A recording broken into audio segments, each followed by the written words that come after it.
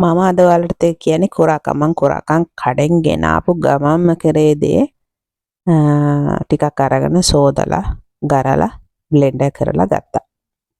ඉතින් මට හිතුණා මේ විදිහට ලේසියෙන්ම කොරාකම් හදාගන්න විදිහට ඔයාලට කියලා දෙන්න. මේ විදිහට හදලා කොරාකම් තලාපය හදාගෙන ඒකටම ගැලපෙන හොද්දක්, ඒ කියන්නේ චිකන් හරි මොන හරි ඔයාලා ආස දෙයක් හදාගෙන කෑමට ගන්න පුළුවන්.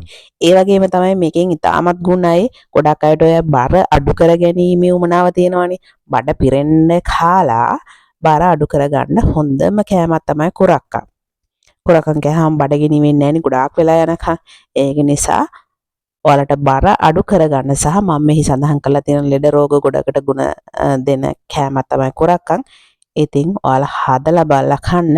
හරීම රසයි මේ විදිහට හදලා ගන්නකොට. ඉතින් ඔයාලට ගොඩක් අයට අවශ්‍යම දෙයක් තමයි බර අඩු කරගන්න. කාලා බලන්න.